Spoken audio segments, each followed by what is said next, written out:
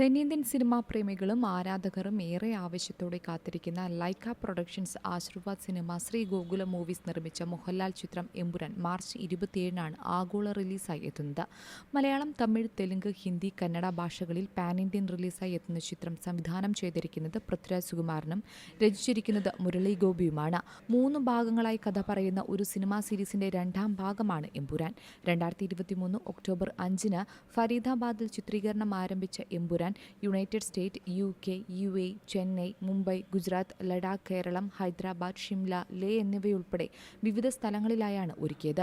ഓരോ ദിവസവും 2 കഥാപാത്രങ്ങൾ എന്ന കണക്കിൽ 18 ദിവസം കൊണ്ട് ചിത്രത്തിലെ 36 കഥാപാത്രങ്ങളെയാണ് പ്രേക്ഷകർക്ക് എമ്പുരാൻ കഴിഞ്ഞ ദിവസങ്ങളിൽ പരിചയപ്പെടുത്തിയത്. മലയാളം, തമിഴ്, തെലുങ്ക്, ഹിന്ദി, കന്നഡ ഭാഷകളിൽ മാർച്ച് 27 റിലീസിന് തയ്യാറെടുക്കുന്ന ചിത്രം ഒരു മലയാള ചിത്രത്തിന് ലഭിക്കാൻ പോകുന്ന ഏറ്റവും വലിയ പാൻ ഇന്ത്യൻ ആഗോള റിലീസിനാണ് ഒരുങ്ങുന്നത്.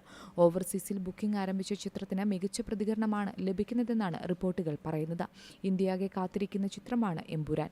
അന്താരാഷ്ട്ര നിലവാരമുള്ള ഒരു മലയാള ചിത്രമായിരിക്കും എമ്പുരാൻ എന്ന് ആക്ഷൻ കൊറിയോഗ്രാഫർ സ്റ്റൺസിൽ അഭിപ്രായപ്പെട്ടു. ഒരു ലാർജ് സ്കെയിൽ സിനിമയായിരിക്കും ഇത്.